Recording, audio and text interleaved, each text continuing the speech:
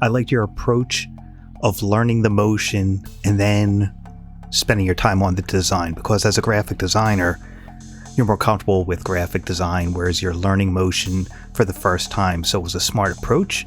I'm glad you're doing well. Taking on what's new, learning that, and then going to your strong suit, graphic design, now that you got the motion resolved a little bit better. And while I've got everyone here, this is a free plugin from Video CoPilot called Saber. You can download it off their website, Video CoPilot, and basically, you see I've got the draw on and draw off that we learned with trim paths. Video CoPilot's plugin Saber works off of masks. So all I did was I put in my type, right-clicked, went create masks from text, and then in Saber, under custom core, I chose that layer for the mask I wanted to reference. Oh, and one last thing. So you can see start and end offset.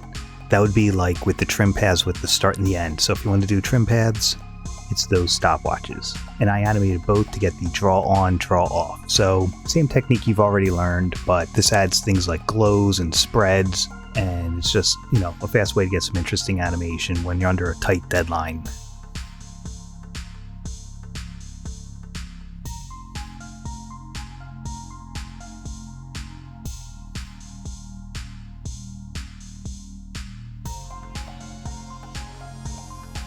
There we go.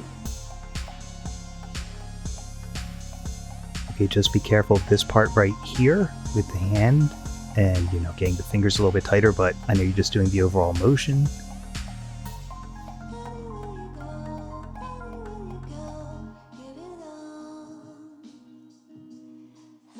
Okay, we're off to a good start here.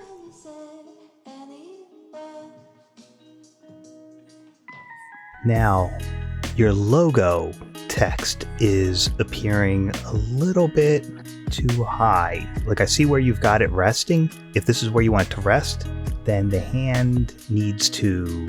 Ooh, I've gotten a quick solve.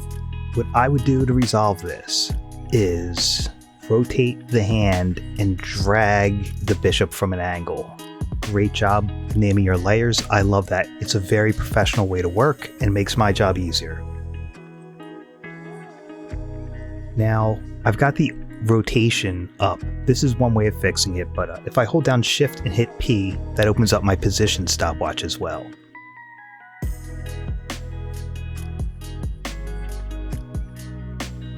Okay, so I fixed the hand rotation,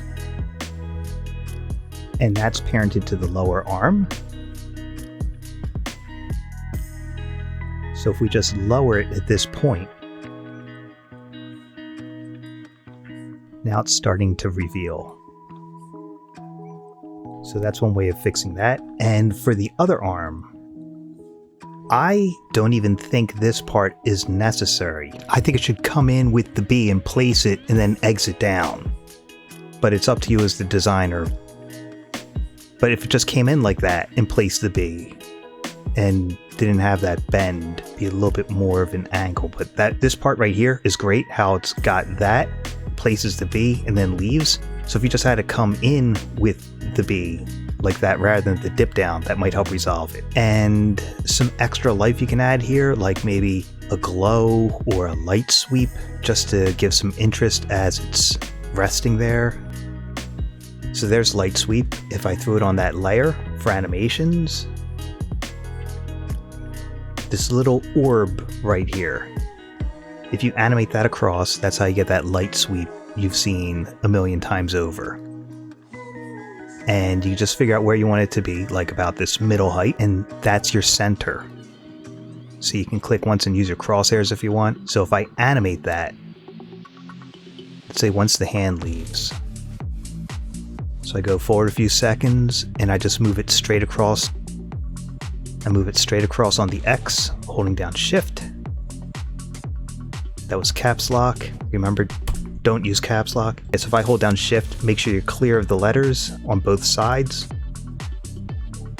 See how that adds some extra life. You can change the direction of it, the angle, make it sharper or smoother. increase the width, it's all up to you. But little things like this keep adding some interest while the logo is resting. You can change the color, up to you. Let's see, an example of using glow. There, just go to where you want to start with anything else. And threshold's the big one. A lower number will give you a more extreme glow. Like if you have a gradient in here, you'll notice it more, but with the solid flat color, radius is how far it's glowing off of that shape. But you see how it's getting very hot, very quick? That's all up to you. You can animate these however you want. You could also adjust the intensity. That's all up to you. So if I wanted to, I could go forward a little bit and then work backwards. Change all these to 0. Now that I know how I wanted it to look, and the glow animates on. And if I wanted to, I could even increase that intensity by lowering that threshold if I wanted. Then going back to my original one so it's not so hot. And then I could just copy these keyframes, paste them wherever I want it to fade off. So that's an example of using a glow, animating it on and off, and CC light sweep. Other things you could do is maybe if you wanted the chest piece to move around a little bit. Let's see, 1 second here. Okay, now let's pretend right here is where you want to add a little bit of wiggle. I'm going to split the layer by going Edit, Split Layer, or I could hit Command-Shift-D. Now it's split. So if I go to my position, and remember if you want to add an expression, you hold down Alt or Option when you click the stopwatch. I want to try something different here. I'm going to hit Alt or Option again to turn that off. I'm going to try and add the expression only on the Y, and I'm going to try that by just separating the dimensions. I right-clicked on my position, so now I've got just Y. I'm going to hold down Alt or Option while I click on the Y.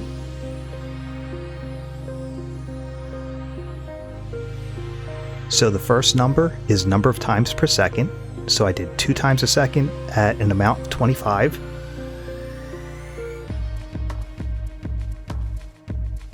And you can see you get some random motion there, almost like it's jumping up and down. So that wiggle won't take place until where I split the layer.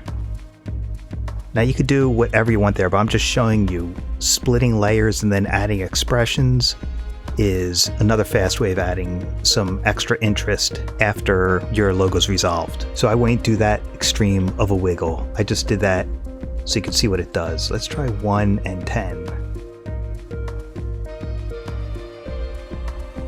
But I definitely like it on the Y-axis rather than moving side to side. Now it looks a little bit too much like a ghost, so, you know, it's just playing around and finding what works for you. But it's coming along pretty nicely. Like I said, just tighten up where the arms are bending and how they're revealing the type. That's now, you notice you can see a little bit of the text right there. So what you could do is you could trim this layer by holding down Shift and dragging it to the playhead. Now you don't have that text popping up. I just trimmed the layer to resolve that. Watch your fingers, make sure they're pinching it and holding it pretty nice. That's just all in your rotation, but the overall concept is there. Just takes a little bit of work to get it to that final, push across the finish line.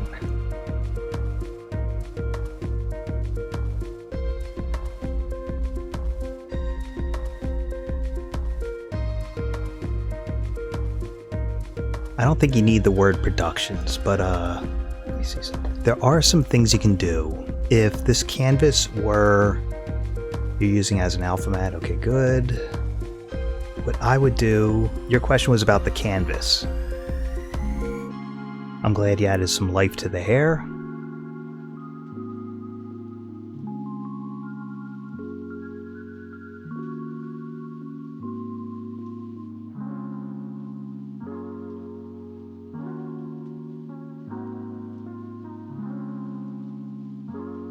Okay, so I reset up the alpha mat.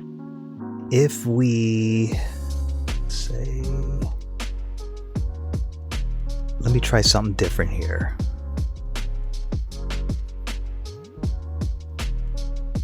Okay, so what I did is I created a rectangular vertical piece of artwork. I'm just calling it painting. Now let's try something.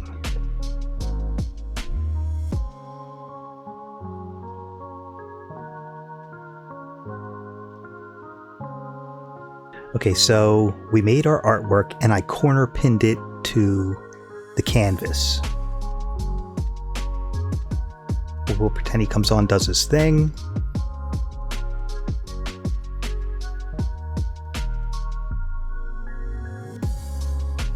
I'm gonna paste that in there.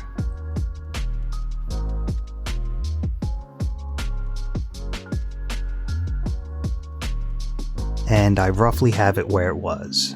So if we animate this to make it the rotation you wanted, because you can't cheat that type of 3D motion with a flat character.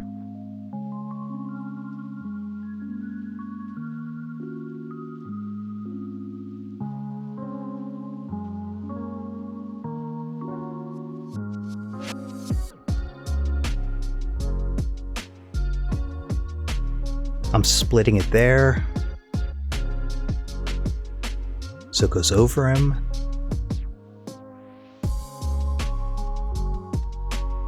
And now I'm cheating it by doing a position on that pre-comp.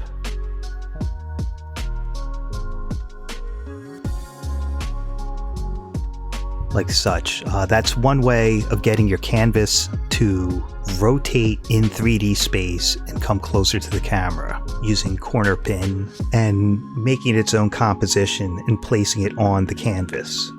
So that's like the fastest way I can think of getting that from the perspective to the head on. Corner pin, animating your pins, splitting the layer, and then doing a position on that pre-comp we created. Like such. And then it could be whatever you want there, you know, for your logo.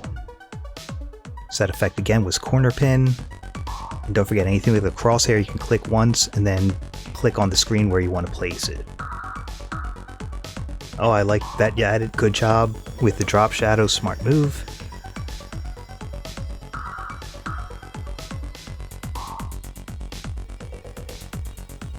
Now, I want to demonstrate something. Great job naming your layers. Okay, so you've got a fade on happening here.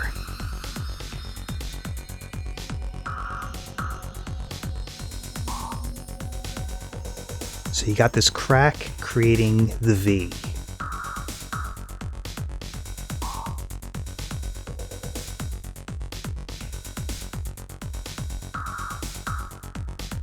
I'm making my stroke red so you can see it.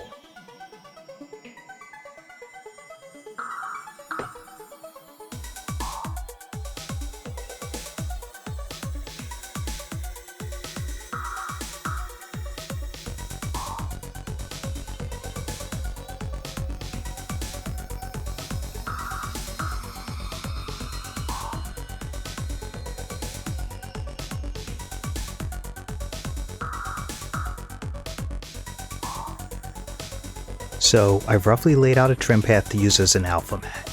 I'm going to duplicate that. And this is what you're going to see on the screen.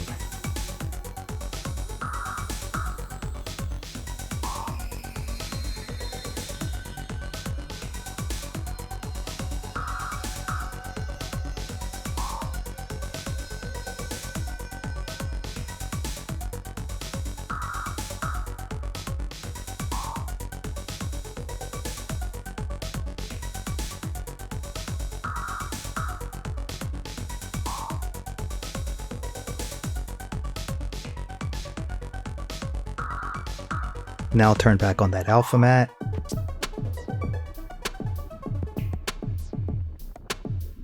And you see how you get another crack and then revealing that part of the letter. I would do this technique for here, where it meets the N. and then do it again here for the A, going down to the I, and going down to the L. So if you have a path for each, you can animate them and then do a trim path to bring on those parts of the letters, and then draw on the rest of it with shapes for each part. I'll show you what I mean by that.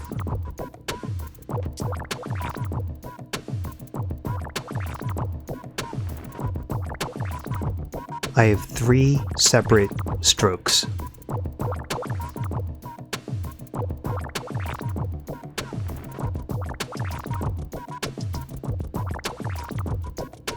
And I'm just going to randomly draw these on.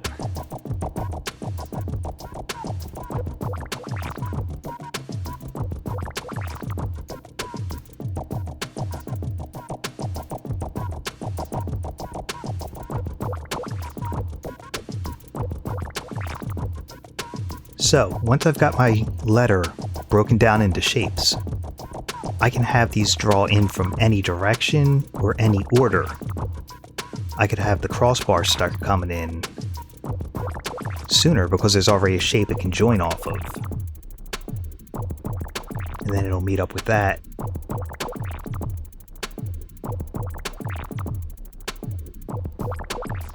As long as your strokes are thicker than the letters of the font that you want to reveal, you can draw on the different parts of the letters. Or you can just recreate them, like I did, by drawing them out and then using this crack effect with a taper to get your draw on.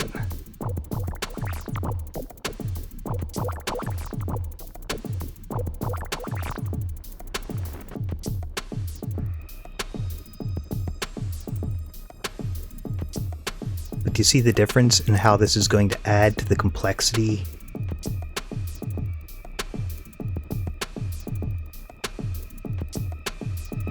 It's just another way of bringing in your letters, but having it tie in. Doing this and showing that level of detail for where each letter can grow out of a crack from the anvil will definitely turn more heads when you're looking for a job than just fading up those letters. That's my 2 cents. Treat each letter as shapes and bring them in piece by piece like this. It's only like 4 letters. It's very quick. I think that'll really push us over the edge. I like the bird. Very nice motion. No problem. Like I said, it's a pretty easy technique because you've already done it here and it's just going to be a form of repetition, but should the animations come in the same way? No, I think animations can fade in. I'd be fine with that, but the main anvil, just paying attention to those letters, that's the important part. Good job with the bird. That's a great question, Liam. Like I said, it's not just animation hierarchy, but information hierarchy. The anvil and the logo is more important than the word productions. That's why I want you to spend this extra care on the A, N, V, I, L. You already got the V done, so. And if you're doing that, you could have the V come in at 2 different times with the same trim path technique. And again, don't forget, what's really going to push it is if you go under the stroke for that layer, your taper, changing that start because it's going to be thinner. You could have it maybe be thicker or thinner, that's up to you. Thinner, grow out, whatever. It's your call. And then I put a zigzag on there from the ad, just to give it more of that crack look. This could also be animated as well. Lower the number of sections. Look at that. This is a huge time saver right here. Corner points because we don't want rounded.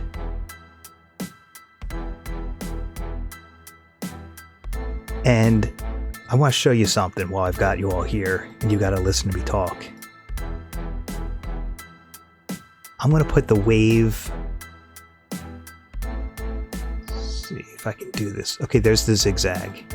We'll put the zigzag above the trim paths. Okay, now let's watch it. Look at that. What's the wave, then the trim path? So I'll show you one more time. Here's the right way. See that? That's gorgeous.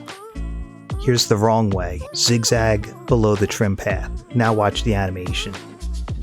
See how it scrunches? I want you all to remember, whenever you're applying an effect, the order they are in your layer stack or your effects is the order they're going to happen. I want this zigzag to take place before the draw on, so that I get that zigzag shape with the draw on filling it in.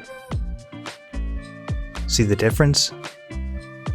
I'm going to put them up side by side just in case anyone's having trouble noticing it.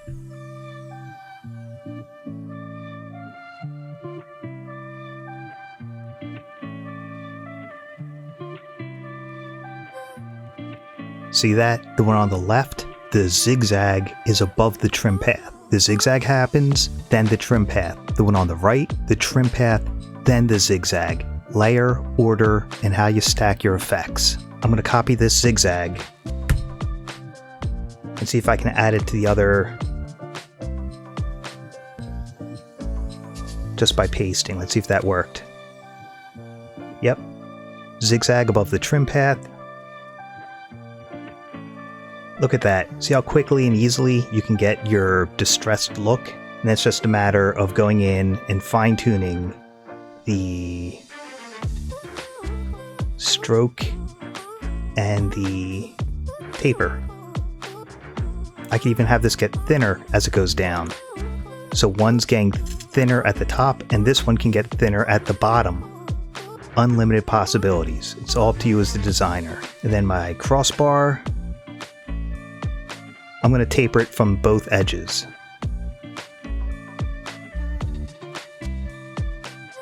And look at the difference between those two letters. And that only took me a couple of minutes. Now, another thing I want to point out, the crossbar is traveling a shorter distance.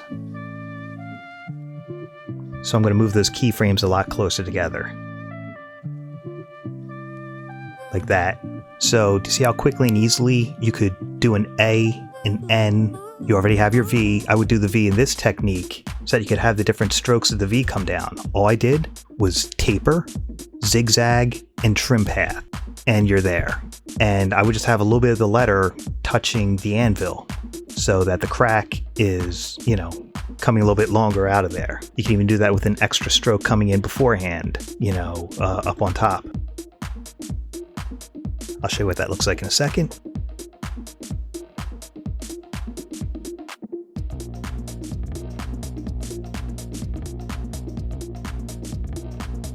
I'm just using my pen tool to grab where that path point I just duplicated comes from. And I'm going to use my arrow tool to finish it.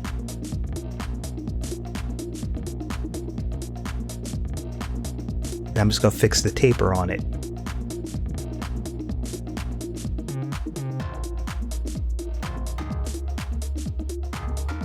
Then slide it down so the crack comes and appears. And I'll just move these down a little bit. See right there. Now they join at the right moment. Look at the difference between that. So the anvil would be right up here at the top where the crack is happening.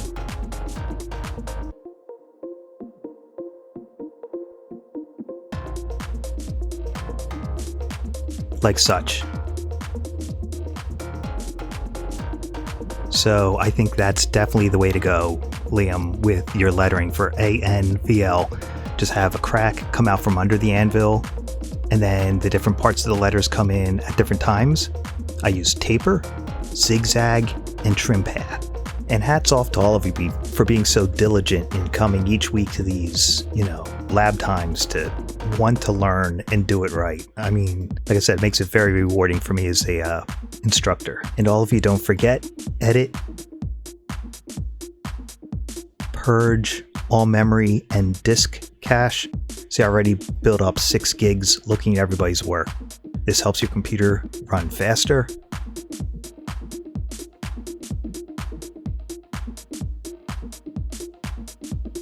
Now my question here is, if you're going to do something where it's not a full screen for the shape, I'd crop in a little bit, or just to drive it home, throw an adjustment layer over everything with the transform effect, and then just scale it all down just to cheat that. I'll show you the difference real quick. You see how you get that extra motion as it's going back into the distance? And pretend you don't want to lose all that work, but don't feel like having to fix that. Make a new pre-comp, move all attributes, so it's everything but that adjustment layer, and then you can mask it. So you see, now I don't have all that gunk. You still can focus on that pretty extra motion while it's scaling down a bit into the horizon. I used a mask there instead of an alpha matte because the mask will cut out everything around it, and I didn't want to risk the alpha matte changing its scale with that adjustment layer above it.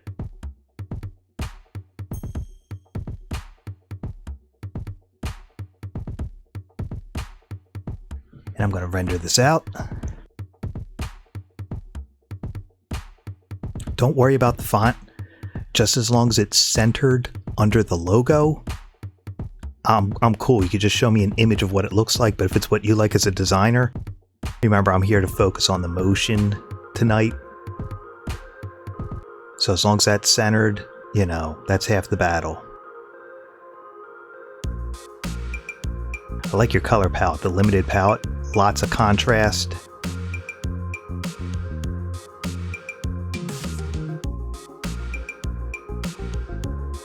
Oh, and see what happened here? One sec. So if it's not scaling until here, I'm going to split it,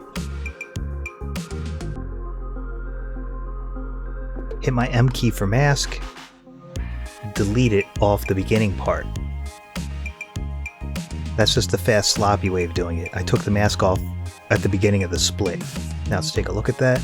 I'm liking the work you did. Do you like that little bit of the, how I cropped in more to it and scaled it back into the horizon a little bit to make it look a little bit more like a square logo, because the tops were touching, well, I should say the top and bottom edges were touching, but the side edges weren't. So it just gives it a little bit of extra motion as it's going off into the distance with the shutter opening and closing. And I think some sound effects would really push this, but very solid. I love those radio wave echoes. Lovely job. Whenever you want to do something to the entire animation, what I normally do is I pre-compose it so it stays into one layer. Then you're only focusing on one layer. That's one thing, or you could do an adjustment layer above it with the transform effect and change the position or the scale. Those are two quick ways of keeping everything together, and you're only moving things when you want them to. And pretend I wanted the scaling to take place somewhere else, at a different time. I could move my keyframes or just change where that adjustment layer starts, so it's not affecting the entire timeline. You know, it's just all about layer management.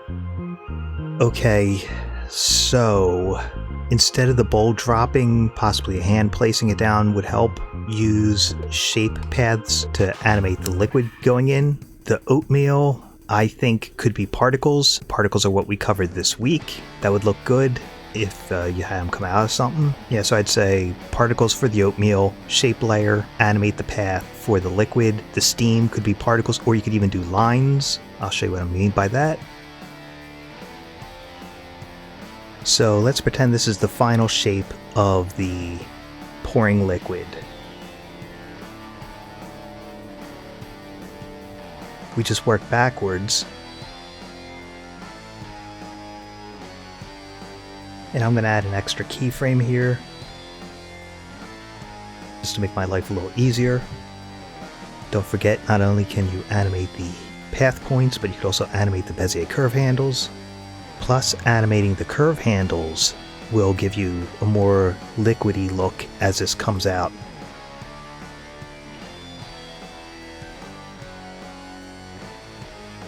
That's just a quick sample of, doing that, but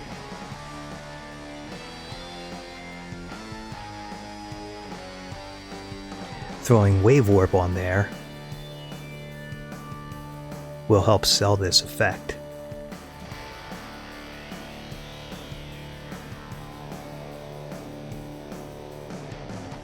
And then the direction. See what I mean? Turbulent displace will also, let's change the direction of that. Oh, that's the evolution, sorry.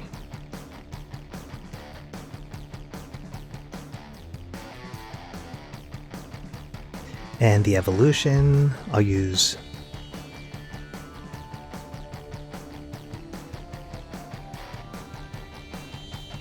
time asterisk 9 times 9, just to keep that moving throughout. And you can see how it changes the overall look. Now I just did this quick just to show you a couple of references. So that would be for the liquid, and then for the oats I would make a particle system. And you could look at my lectures for this week, week 6. It's all about particles. They're already up there. It's going to take a lot of care and a lot of time to have an inanimate object and making it interesting. So this is going to be a bit more tough than you think, and you got a week, so best of luck. That's a rotation. You could have that as one piece of art, the hand and the cup, the shape path pouring out of it. The bowl, I think you should have a hand placing it down, letting it go, sound effects, a hand and a spoon. That could be one layer. So, like I said, let's see how you do. Just make sure you keep your artwork consistent. If you're going to go for this distressed brush look, make sure all of your artwork has this treatment so it's not jarring. You want to keep the universe you create consistent. That's very important if you're going to be doing something like this. Open this up and see what happens with the puppet pinning. Okay, now when we were talking about this before, I was saying that you could do shapes and position for the eyebrow and puppet pinning for the rest of it. So let's take a look at what we've got here. Okay, there's the eye. Okay, let's look at this eye first. Okay, if you're going to be using Illustrator artwork, remember every Illustrator file you bring in, make sure in your switches, click continuous rasterize right there so it stays nice and crisp when you scale it up, the little gear for each layer. I'm going to right click that and create shapes from vector. And I've got 2 shapes, so I'm going to duplicate this. I'm going to duplicate the layer.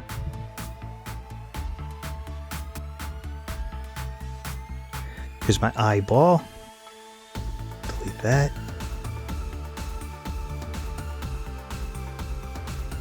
Okay, now the eyebrow. I'm going to put the anchor point, I'm going to put it down here. And the reason for that is, if I rotate it now, it's moving from that spot I want. So, let's just say we're going to have the eyebrow come down. When you're doing logos, working backwards helps. This is where I know I want it to resolve. I'll move it up a little bit. Now we'll focus on our rotation.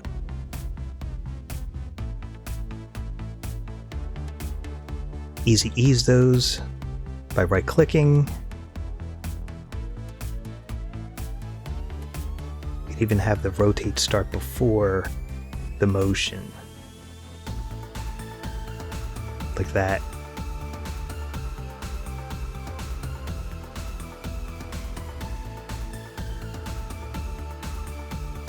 And then for the eye, you could do the shape path or a linear wipe at an angle. Let's try the shape path.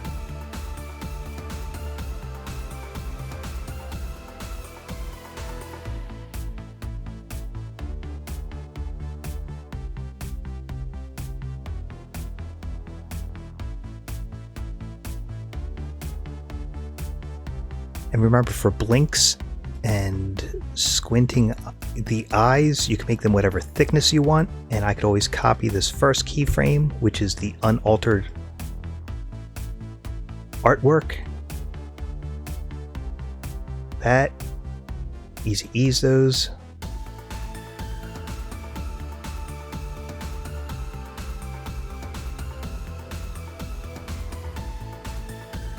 Now, this blink is bad because I only move the bottom, not the top and the bottom. So I'm going to move them both together. So this time I'll attack it from both sides instead of just one. That's what's important, the top lid and the bottom lid moving together. See how different that looks? That's the solution. See that? When you animate that path, work both the top and the bottom coming together to get that blink.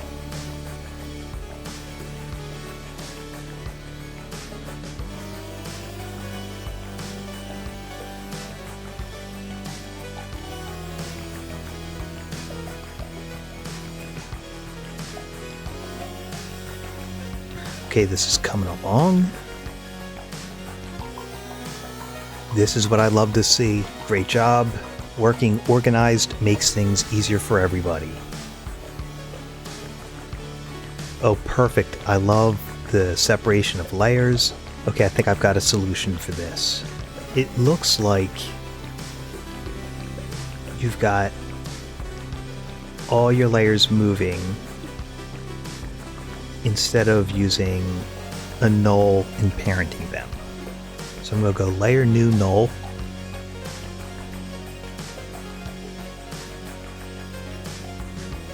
I added a keyframe for position.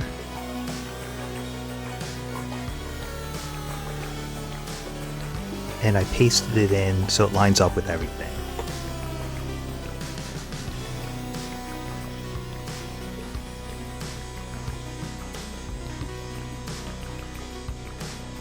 And I'm just going to pick whip these to the controller. And they're still moving.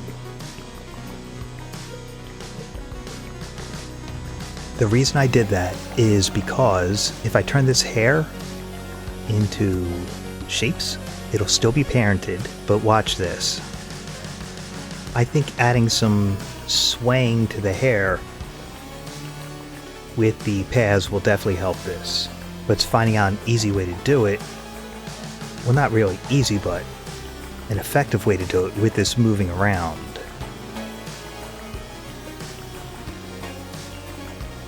I think our good friend Turbulent Displace will help us out.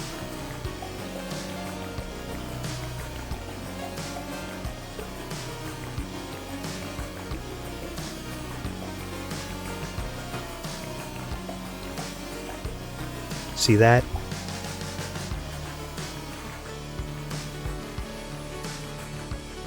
That was the way to go. Made the hair outlines, threw Turbulent Displace on it.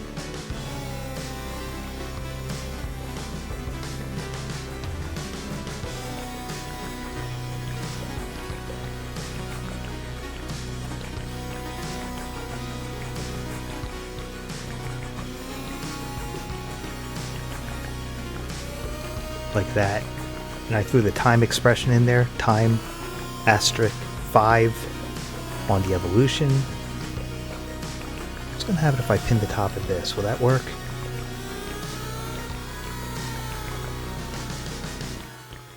I think that one actually did work.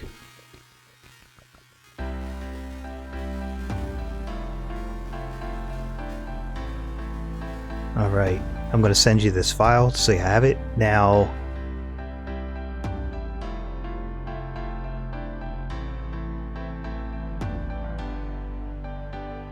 twitching the ears will help give some life to this. Having the nose wriggle up and down will add life to it. Having the eyebrows moving will help sell life to the monkey. I like the art direction you got going on here in your color palette. So keep focusing on those little details and animating them when you want, like the eyebrows coming down, maybe raising one, lowering one, moving them independently is what will give your character that life.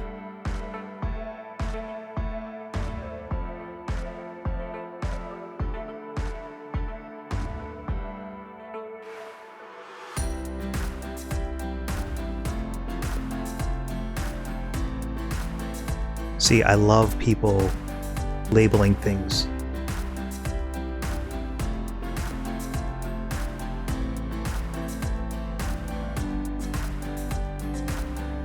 I love the sway you put in the hair for that follow through and overlapping action. It's following the scarf nicely. I like the wink instead of a blink. A lot of smart choices in this. Brilliant. I love it. Like I said, the only thing I can think of to push this is possibly try a different color than white so that this pops out some more. Let's take a look. Just so we could all see together while we're here. Okay, there we are.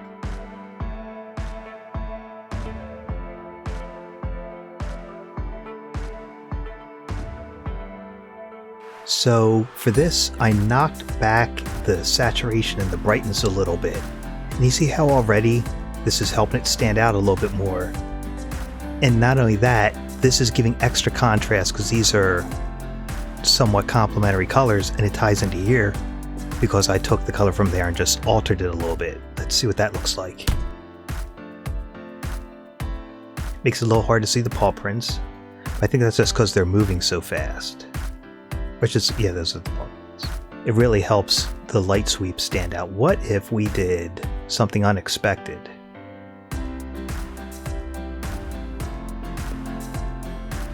Okay, that's where that fades off.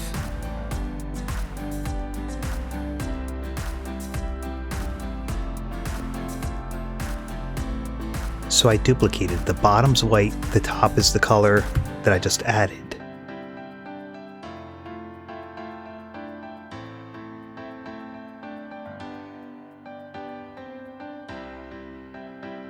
So that color change is happening as the text is popping out of the circle. Like I said, there's just me playing around with it. See how that looks.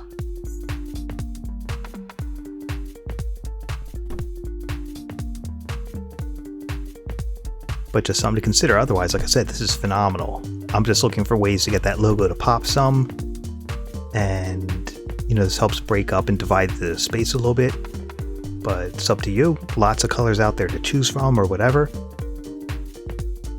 But do you see how this helps draw the eye here more than if it were white? Because you got white and then white. But here you see color, a different, stronger color that creates some contrast, plus the complementary, and then this really pops out because now there's more contrast visually to what's going on. Helps draw the viewer's eye. Phenomenal, phenomenal work. Now, rendering. Rendering first. Make sure you're on the comp you want to render. You can see I'm on this one because there's the white below it. Now, there's two ways to render. I'm going to show you both of them. Composition, Adobe Media Encoder Queue. So based upon your computer or what version of the software you have, Adobe Media Encoder might not work. And sometimes it just doesn't work as a bug. So that's why I'm showing you both ways to render. One of them is surefire, the other one a little bit iffy. It'll take a little bit for it to load up. It's almost ready, and then when it's finally ready, I will show you the other version of rendering as well. Usually Adobe Media Encoder will automatically install itself once you install Adobe Premiere for editing or Adobe After Effects for motion design. It normally installs itself. Otherwise, you may have to go to the Creative Cloud app and download it. Clearing out the cache only gets rid of your preview files. And what that means is, see this green? I previewed this animation so I could see it at real time. If I cleared out my cache, all those images would be gone, meaning each render that it created. Every time you're rendering something, the computer's making a frame of that, and it builds up. So yes, you have to clear it out or you'll run out of space. Just, you know, if you're doing something render heavy, you might want to just render it once, then clear out your cache. Okay, so here's the comp that we chose. Yours should not say animated GIF. I was doing some animation for a website. 1 second. Yours should say H.264. So I clicked on the word animated GIF and I'm going to change that to H.264 over here. I'm going to hit cancel. Let me try the drop down. Yep, the drop down's the faster way. So the little drop down arrow, H.264. Okay, so if you're not seeing H.264, do the little drop down and get it right there. Second, high bit rate. Just keep it at high bit rate because it's going to compress it a little bit, but it'll still look good. H.264 will play on a Mac and a PC, and it will shrink down the file, like compress the size a little bit while still making it look pretty good. So it's like if you're doing something for a movie screen or like high quality Hollywood video, you would not compress it like that. But for the assignments and the internet, that's a really good compressor, sort of like JPEGs. So H.264, high bit rate. Then the last one, click on the blue text, name it what you want, choose where you want it to go, and hit save. I implore you, look at where it's gonna go, because a lot of people forget where they send it to. Sorry, a lot of people forget where they send the render to. The last step, hit the green button.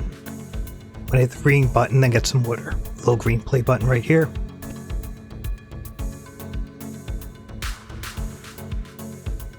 Green check mark means it's done. I can click right there on comp, hit backspace on my keyboard to delete it. So I hit backspace and then it's gone.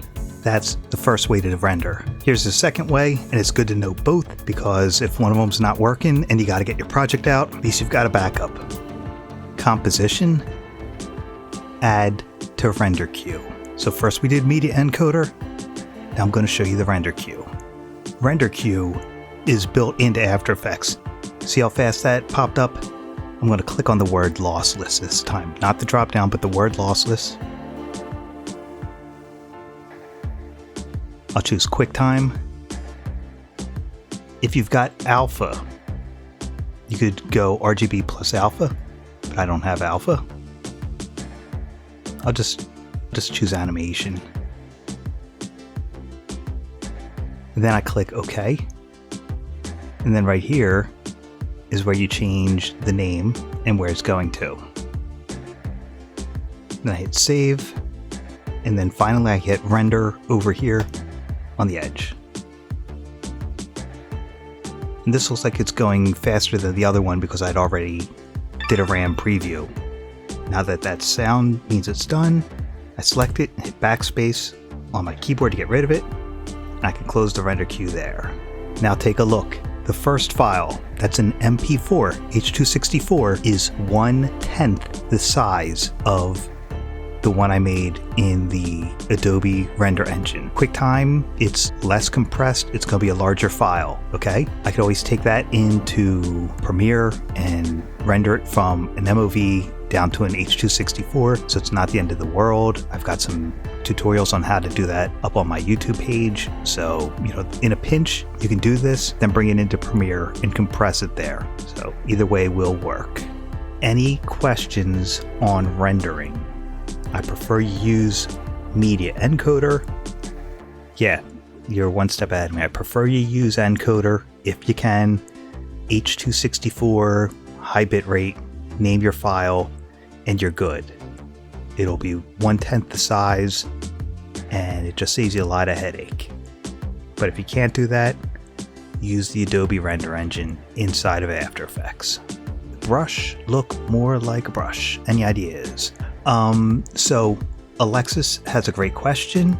Yeah, no problem, Alex. Okay, Alexis asked, should we just get sounds from YouTube? I would strongly suggest getting sounds and music only from YouTube, because if you're using anything copyrighted or someone's claimed it for like a sample in a rap song, your audio will get cut out online. So this is a safe way to make sure that your clients and companies you're interviewing for hear your work the way you intend it to be heard. Okay, there's a real dangerous to copyrighted sound. It'll impact your reach online. And I've got a thought on that. I'm just opening up the one I'm going to email you. No problem at all.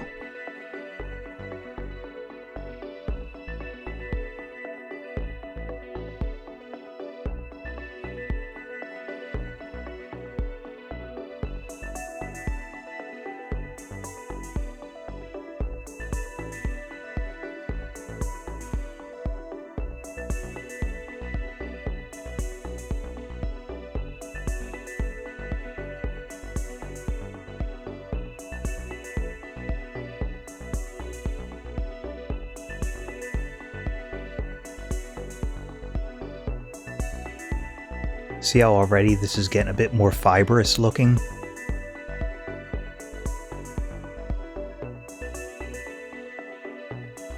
fractal influence will be the fly off on the edges.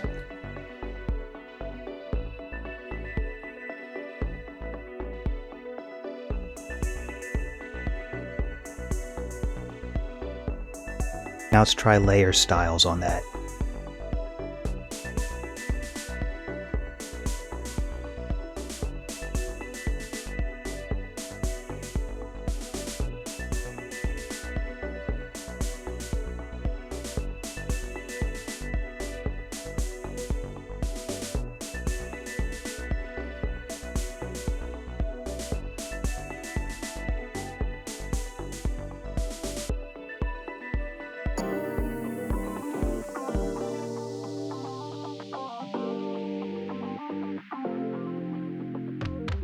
See how using satin and messing around gave you a two-tone look?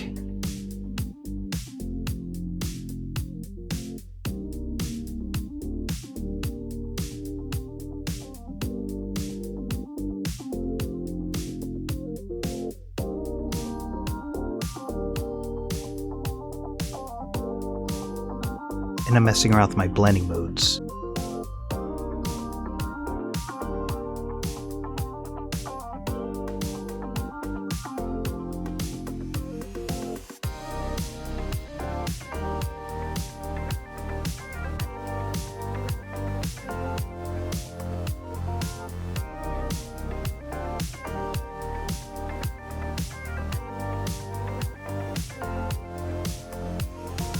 Those are just a few things I did to add some color, some depth, and some texture to that. For layer styles, it was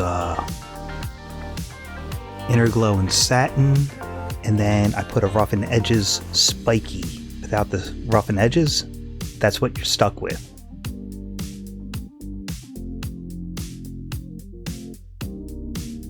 And you can adjust it to get the spikiness you want.